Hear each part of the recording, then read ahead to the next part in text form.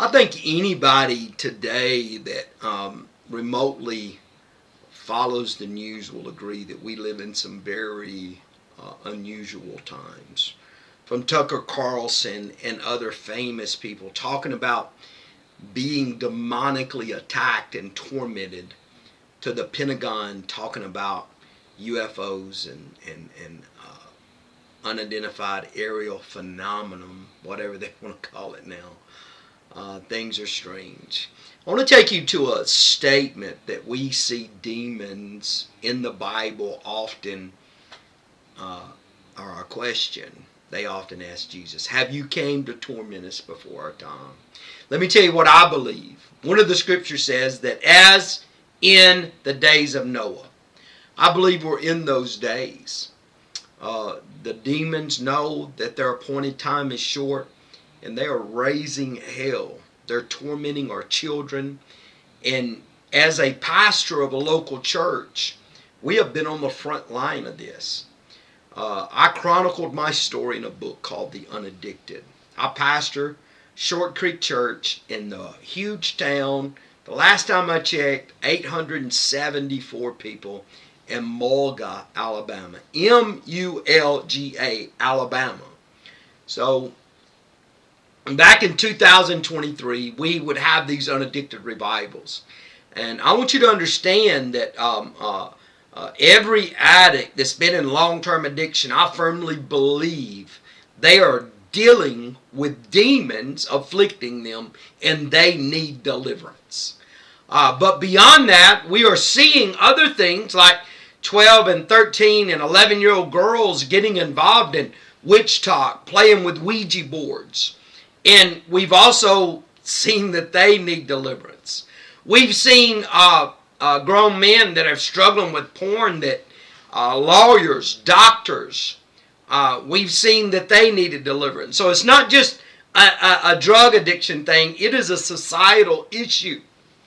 So in The Unaddicted, I chronicled my journey to freedom that led me to 26 months in federal prison from 2008 to 2010. It's called The Unaddicted. You can get it on Amazon. But in helping multiple people out from 2023 to the current time, I noticed that actually a very small part of a person's freedom is getting rid of the demon. It says in Mark 16, 15 through 18, that these signs will follow those that believe. And it gives four things. The first one, they will cast out demons. This is what I refer to as the other half, or I've heard referred to as the other half of the gospel.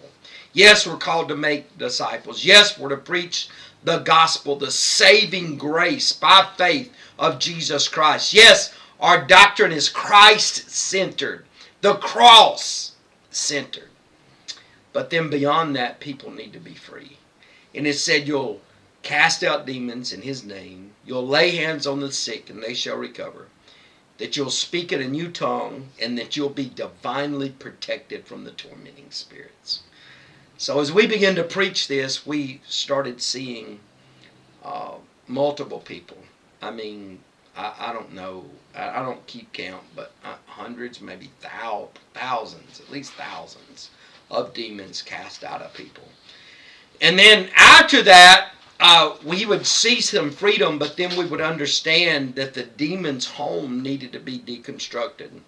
So I'm the pastor. Dana Free is the teaching gift to Short Creek Church. We collaborated to write a pastoral approach to deliverance and emotional healing. Number one, it tells you what the gospel is. So many people are addicted to these deliverances. They're not hearing the gospel.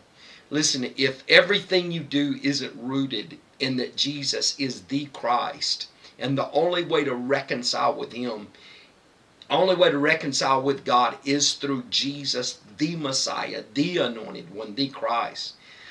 And what happened at Calvary's cross, the redemption, restoration, the justification, His propitiation, all those big words. You need to know that stuff.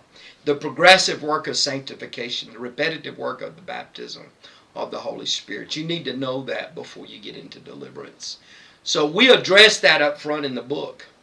And then we get into how demons gain access. We get into the original curse, the orphan's curse, separation from Abba Father.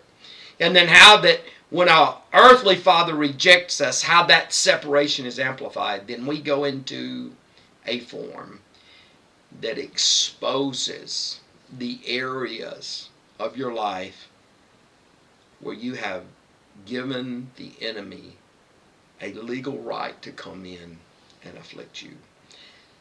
All the proceeds to this book go back into the ministry. They don't come back to Dana, myself. They don't come to my wife. They don't come into my household. They go back to pay intake fees to get people in rehab. They go back for the many outreach ministries we do. They go back to set up and establish the Elijah Project School of Ministry, where we're raising up several Gen Z and millennial fivefold ministry gifts that are in the streets, laying hands on the sick, casting out demons, leading people to Christ, taking them to different rehabs. So I encourage you, get this book, A Pastoral Approach to Deliverance and Emotional Healing. It brings a cohesive thought to the process of getting free and staying free. God bless you.